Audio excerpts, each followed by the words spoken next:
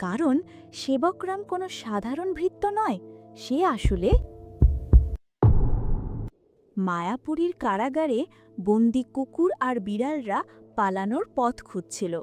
কিন্তু পাহারায় ছিল ভয়ঙ্কর বাঘ। পালানো প্রায় অসম্ভব। ঠিক তখন কলিঙ্গ দেশের রাজকন্যা বলল, যদি ভৃত্য সেবকরামকে আমাদের দলে আনা যায় তাহলেই মুক্তি। সবাই রাজি হল। অন্যদিকে সেবকরামও খুঁজছিল সুযোগ। এতদিন সে ভান করেছিল বাধ্য ভৃত্যের মতো, কিন্তু এবার সময় এসেছে সত্য প্রকাশের।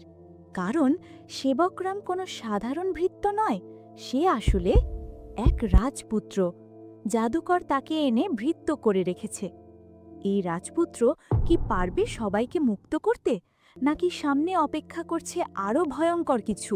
জানতে চাইলে পরের পার্ট মিস করো না। কমেন্ট করো আর পেজটিকে ফলো করো।